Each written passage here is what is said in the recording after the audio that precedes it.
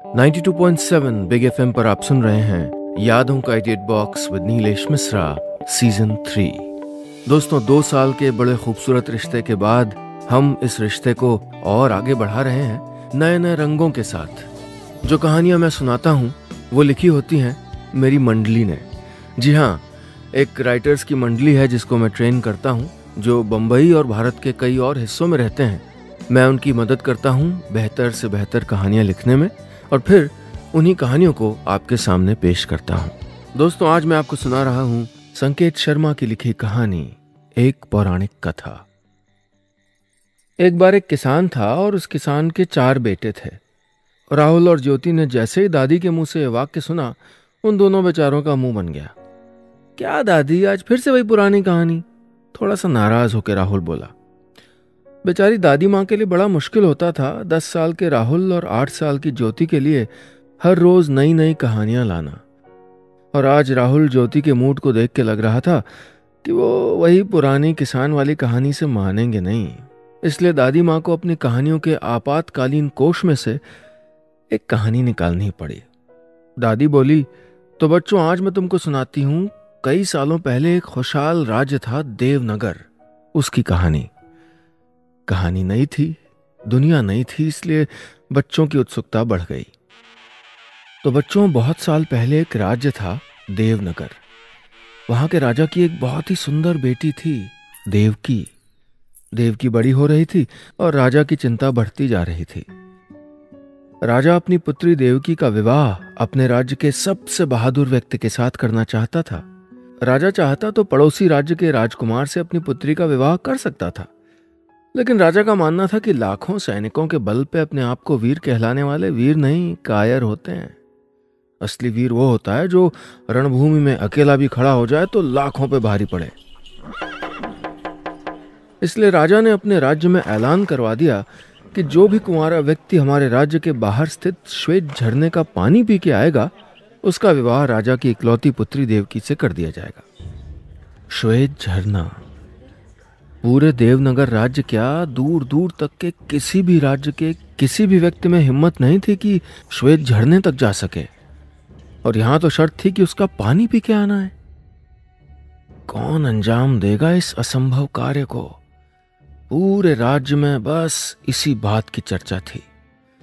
दूसरी तरफ राजकुमारी भी इसी बात से परेशान थी कि कौन होगा उसका वर, क्या वो उसके लायक होगा। वो हर दिन बस इसी बात का इंतजार कर रही थी कि जल्द से जल्द कोई शूरवीर आए और इस चुनौती को स्वीकार कर ले। समय ऐसे ही प्रतीक्षा में बीतता गया और फिर एक दिन आई वो सुबह, जब लगभग 10 दिनों बाद देवनगर राज्य में ऐलान हुआ कि आज संध्या काल में सभी नगरवासियों को पता लग जाएगा कि कौन है वो बहादुर व्यक्ति जो इस असंभव कार्य को अंजाम देगा। शाम को नगर के प्रमुख दरवाजे के बाहर पूरे देवनगर की भीड़ इकट्ठी हो गई। सब जानना चाहते थे कि भाई कौन है वो योद्धा। दूर एक चबूतरे पर राजकुमारी अपनी सहेलियों के साथ खड़ी थी। वो भी सबकी तरह उत्सुक थी ये जानने के लिए कौन था वो शूरवीर। तभी मुख्य द्वार पर लगा एक विशालकाय घंटा, जो उतनी ही लंबी एक और विशालकाय रस्सी से बंधा हुआ था। एक सिपाही ने उस रस्सी को खींचा। एक जोरदार ध्वनि उत्पन्न हुई।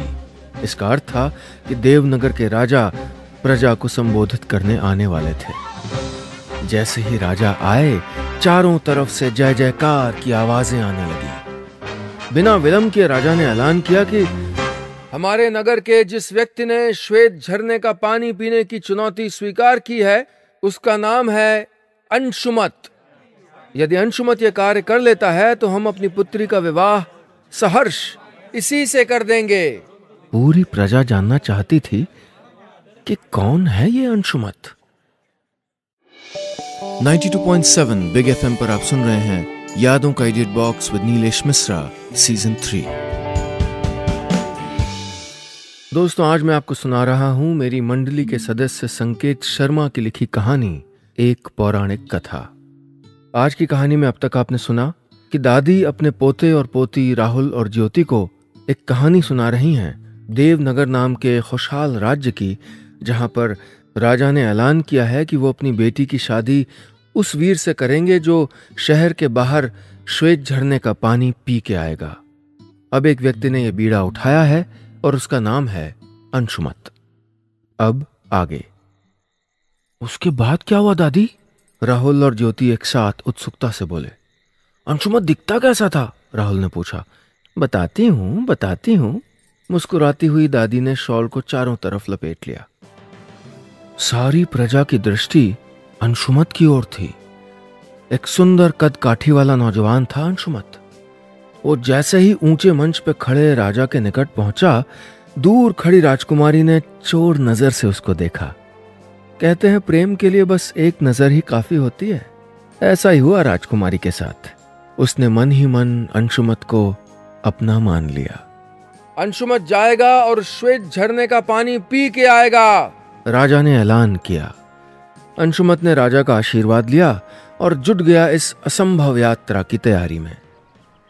बचपन में ही अपने माता पिता को खो चुके अंशुमत को उसकी काकी ने पाला था।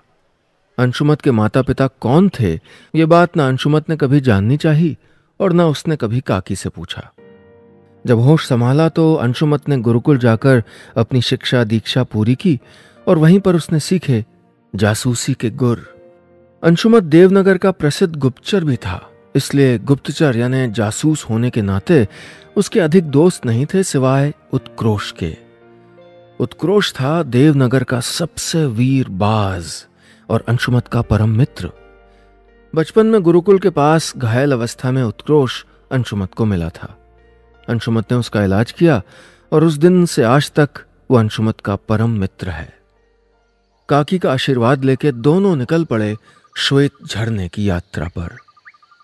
कोई नहीं जानता था कि श्वेत झरने तक पहुंचने में कितने दिन लगते हैं, क्योंकि आज तक वहां कोई गया ही नहीं था। अंशुमत को चलते चलते करीब 4 घंटे हो गए थे। घने जंगल में चलते चलते वो काफी अंदर तक आ चुका था। उत्क्रोश कभी तो अंशुमत के कंधे पे बैठ जाता, तो कभी उड़ के एक शाख से दूसरी शाख तक अपना रास्ता तय करता। कहाँ जा रहा है उत्क्रोश? अपने पुराने शत्रु से नहीं मिलेगा। उत्क्रोश को यूं ललकारने वाला था ये विशाल काय गिद्ध।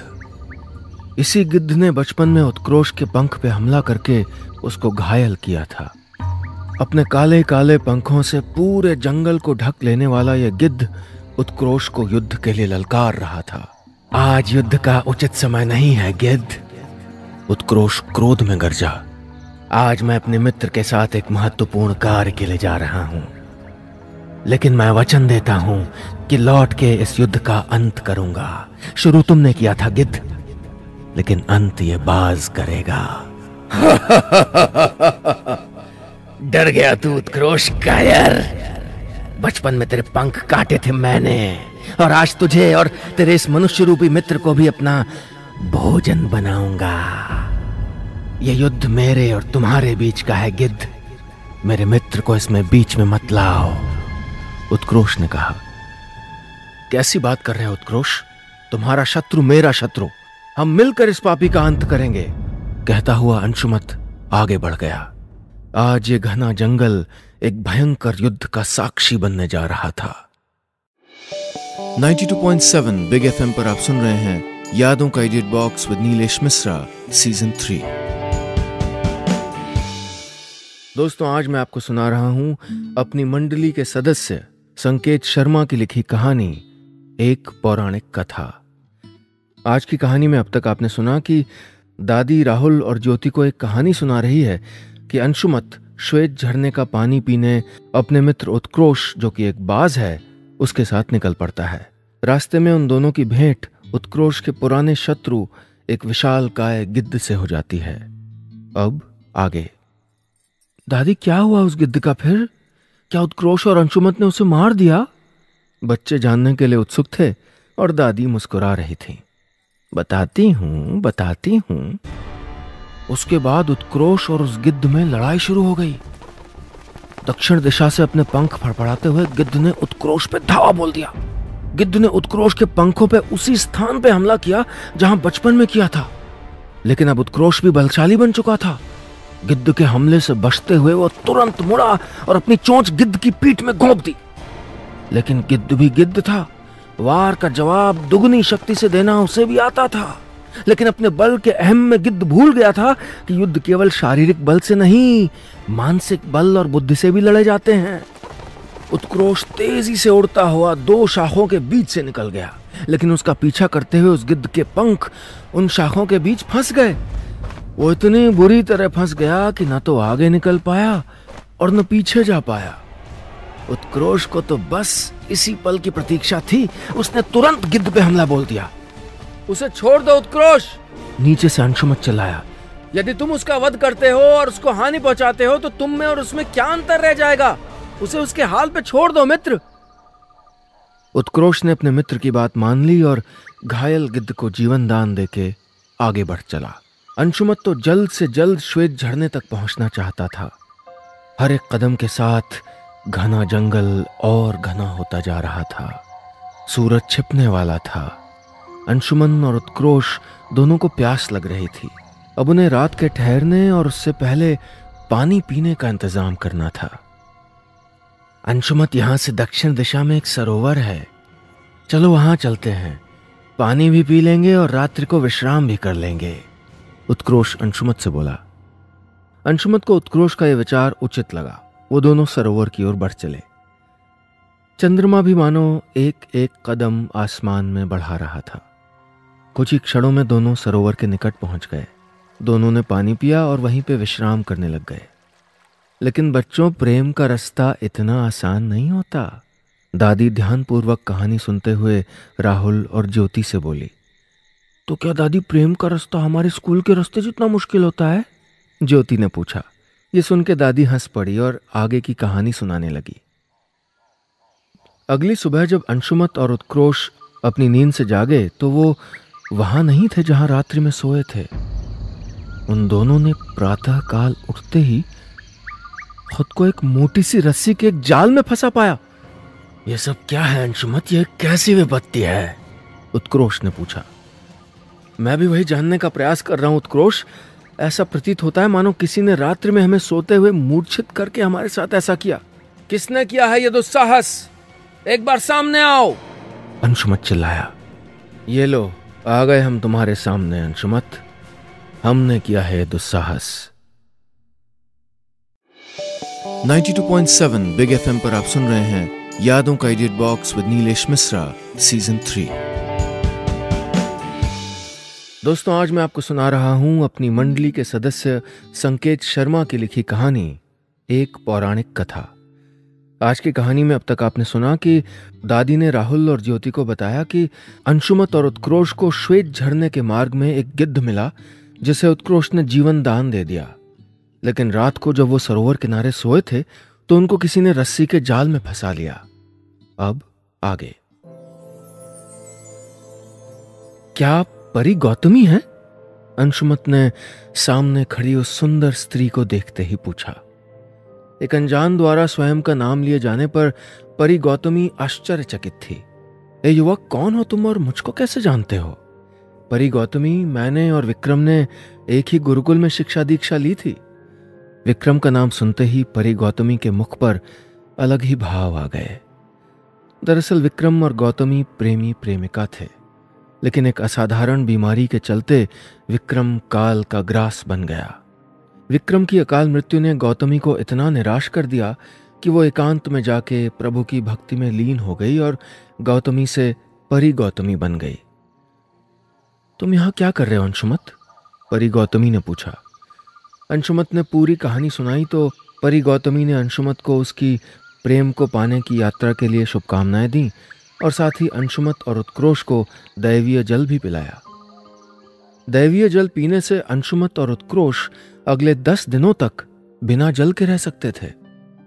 अंशुमत और उत्क्रोश ने परी गौतमी का धन्यवाद किया और जो ही वो जाने लगे, परी गौतमी ने उनको आगाह किया कि आगे इसी दिशा में दैत्य असुरानंद रहता है। हर अमावस्या की रात्रि वो किसी न किसी मानव का वध करता है। परी गौतमी ने अंशुमत और उत्क्रोश को सतर्क रहने के लिए कहा, क्योंकि आज अमावस्या की काली रात थी। अंशुमत और उत्क्रोश अभी थोड़ा आगे बढ़े ही थे कि अंशुमत चलता चलता रुक गया। थक गए हो मित्र? उत्क्रोश ने अंशुमत से पूछा। मैं तुम्हारे बारे में सोच रहा हूं उत्क्रोश। मेरे बारे में? उत्क्रोश ने आश्चर्यचकित होकर पूछा।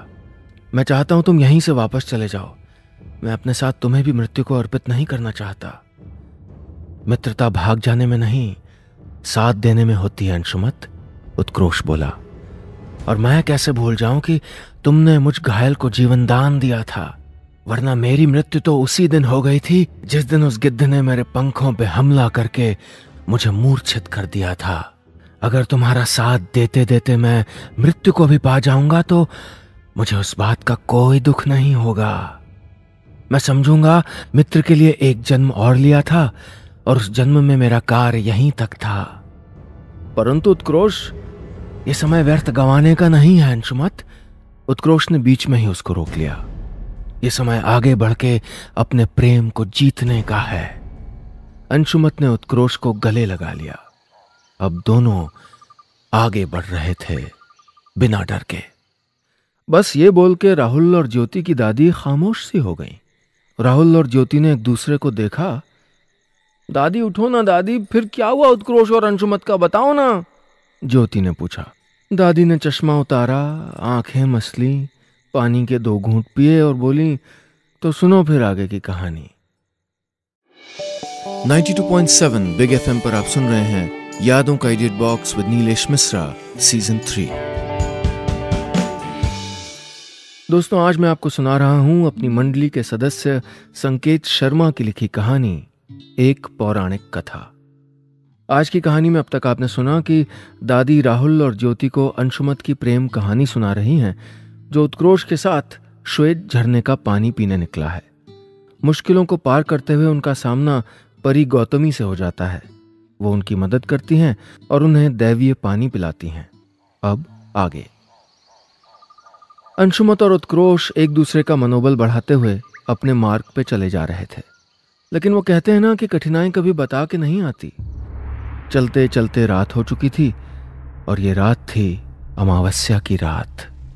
अमावस्या की वो काली रात जब दैत्य असुरानंद किसी न किसी मानव का वध करता है। और आज तो अंशुमत स्वयं ही उस असुरानंद की दिशा में जा रहा था। ऐसा प्रतीत होता है मानो भगवान भी हम दैत्यों से प्रसन्न हैं, तभी तो हमारे लिए भोजन भेजा है। हुंकार भरे स्वर में दहाड़ने वाला ये स्वर दैत्य असुरानंद का था। वो जो एक विशालकाय पर्वत के समान अंशुमत और उत्क्रोश के सामने खड़ा था। वो देखने में इतना भयानक था कि एक बार तो अंशुमत और उत्क्रोश भी पूरी तरह डर गए थे। अंशुमत मन ही मन सोच रहा था कि इससे युद्ध करना ना तो सरल होगा और ना बुद्धिमत्ता का कार्य होगा। क्या चाहते हो तुम? अंशुमत ने एक योद्धा की भांति दैत्य असुरानंद से पूछा। उत्क्रोश अपने बड़े बड़े पंख फैलाए असुरानंद के चारों ओर चक्कर काट रहा था। तुम तो इस प्रकार बात कर रहे हो जैसे जानते नहीं मैं क्या चाहता हूं। फिर भी यदि तुम इस बात से अनजान हो तो बता दूं कि हर अमावस्या की रात असुरानंद को एक मानव शरीर चाहिए होता है, वध करके भक्षण करने के लिए। हे मानव, तुम तैयार हो जाओ मृत्यु को गले लगाने के लिए। मेरे मित्र को मृत्यु के घाट उतारना इतना सरल नहीं है। आकाश में उड़ता हुआ उत्क्रोश बोला। ए मूर्ख पंछी, तुझे और तेरे मित्र को मिटाने में मुझे एक क्षण भी नहीं लगेगा। असुरानंद अहंकार से भरकर अट्टहास करता हुआ दहाड़ने लगा। ये तो तुम मानोगे ही ना असुरानंद कि यदि मैं यहां तक पहुंच गया हूं तो वीरता में तुमसे कम नहीं हूं। अंशुमत ने असुरानंद को उत्तर दिया। तो तुम मुझसे युद्ध करोगे मानव? नहीं असुरानंद, अगर युद्ध ही हर बात का निर्णय करता तो मानवता इस धरती पे कब की समाप्त हो चुकी होती। मैं तो तुमसे एक प्रार्थना करना चाहता हूं। यदि तुम मुझको जीवन दान दे दोगे तो मैं अपने प्रेम को पाने के लिए उस श्वेत झरने का पानी पी के आ जाऊंगा। यदि मैं ऐसा ना कर पाया तो मैं तुम्हें वचन देता हूं, मैं स्वयं को तुम्हें समर्पित कर दूंगा। परंतु अभी मुझे जाने दो, मैं अपनी शक्ति तुमसे युद्ध करके गंवाना नहीं चाहता। ये एक योद्धा का आग्रह है दूसरे योद्धा से। असुरानंद ने कुछ क्षण सोचा। आज तक किसी भी मानव ने उससे इस प्रकार बात नहीं की थी। वो अंशुमत और उत्क्रोश की वीरता से प्रभावित हो गया था। ठीक है अंशुमत, यदि तुम अपने कार्य में सफल ना हुए तो मैं तुम्हें और तुम्हारे इस बाज मित्र उत्क्रोश दोनों का भक्षण कर जाऊंगा। जाओ अंशुमत जाओ, मेरी शुभकामनाएं तुम्हारे साथ हैं। दैत्य असुरानंद से अनुमति लेकर अंशुमत और उत्क्रोश निकल पड़े थे अपने अंतिम पड़ाव के लिए। श्वेत झरने के पानी के गिरने की ध्वनि अब उनके कानों में पड़ रही थी। 92.7 बिग एफएम पर आप सुन रहे हैं यादों का edit box with Nilesh Mishra season 3। दोस्तों, आज मैं आपको सुना रहा हूं अपनी मंडली के सदस्य संकेत शर्मा की लिखी कहानी, एक पौराणिक कथा। आज की कहानी में अब तक आपने सुना कि दादी राहुल और ज्योति को अंशुमत और उत्क्रोश की कहानी सुना रही हैं। कठिनाइयों को पार करते हुए उन दोनों की दैत्य असुरानंद से मुलाकात होती है। असुरानंद उनको छोड़ देता है और वो दोनों श्वेत झरने के एकदम निकट पहुंच जाते हैं। अब आगे। श्वेत झरने पे पहुंच के अंशुमत और उत्क्रोश को क्या दिखा दादी? राहुल और ज्योति ने एक साथ पूछा। बताती हूं। तो बच्चों, अंशुमत और उत्क्रोश श्वेत झरने तक तो पहुंच गए थे, लेकिन उसका पानी पीना कोई आसान काम नहीं था। दादी, झरना दिखने में कैसा था? श्वेत झरने का पानी एकदम दूध जैसा था। ऐसा लग रहा था मानो किसी ने दूध के बने बांध के दरवाजे खोल दिए हों। लेकिन जैसे ही अंशुमत और उत्क्रोश श्वेत झरने की ओर बढ़े, झरने में से एक बहुत बड़ी विमान नुमा वस्तु निकली, यानी हवाई जहाज जैसी वस्तु। विमान क्या, ऐसा लग रहा था मानो सौर मंडल से कोई ग्रह उतर के उस झरने में आ गया हो। विमान धीरे धीरे झरने से बाहर निकल रहा था। अंशुमत और उत्क्रोश ये सब देख के एकदम हैरान थे। वो जानते तो थे कि श्वेत झरने पे कुछ तो अजीब होगा, लेकिन इतना बड़ा और इतना अद्भुत होगा ऐसा नहीं सोचा था। अंशुमत और उत्क्रोश अभी संभल ही रहे थे कि इन सब के बीच एक वृद्ध पुरुष की आवाज आई। अभिवादन है तुम्हारा अंशुमत, और तुम्हारा भी उत्क्रोश। उन दोनों को तो किसी प्रलय की अपेक्षा थी और यहां तो उनका अभिवादन हो रहा था। वो दोनों तो प्रतीक्षा कर रहे थे कि जो भी उनसे बात कर रहा है जल्द से जल्द उनके सामने आए।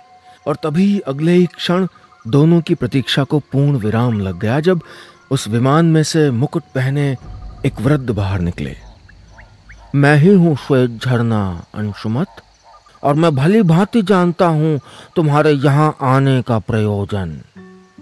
हे पिता तुल्य श्वेत झरने, यदि आप जानते ही हैं कि मैं यहाँ क्यों आया हूं तो कृपया मुझको अपने में से जल पीने दें, ताकि मैं वापस जाकर अपनी प्रेमिका और देवनगर की राजकुमारी से विवाह कर सकूं। तो दादी, क्या अंशुमत पहले से ही जानता था उस राजकुमारी को? राहुल ने पूछा। हाँ, अंशुमत तो राज्य का सबसे वीर गुप्तचर था और राजकुमारी को उसकी वीरता और साहस से प्रेम हो गया था। और जब राजकुमारी के पिता ने शर्त रखी तो राजकुमारी जानती थी कि केवल अंशुमत ही है जो श्वेत झरने तक पहुंच सकता है। तो क्या श्वेत झरने ने अंशुमत को पानी पीने दिया दादी? ज्योति ने मासूमियत से पूछा। बच्चों, हिम्मत का हितैषी भगवान होता है, और अंशुमत और उत्क्रोश दोनों ही वीर थे।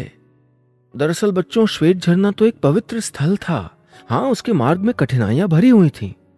बस श्वेत झरने की भांति ही हमारा जीवन होता है। जो भी मनुष्य इसके मार्ग में आने वाली कठिनाइयों को पार कर लेता है वो सफलता को पा लेता है।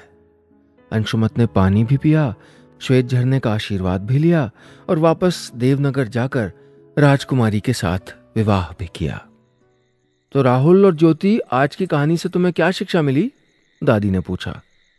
दादी, मुझे तो ये शिक्षा मिली कि मैं कभी भी गुप्तचर नहीं बनूंगा। राहुल के जवाब पे दादी हंस पड़ी। और ज्योति, तुम्हें? दादी, मुझे तो नींद आ रही है, मैं सुबह स्कूल जाने के पहले बता दूंगी कि क्या शिक्षा मिली। दादी ने दोनों बच्चों का माथा चूमा और झट से सो गईं, ताकि सपनों में किसी और अंशुमत की कहानी सोच सकें और अपने राहुल और ज्योति को अगली रात फिर सुना सकें। बस इतनी सी थी ये कहानी।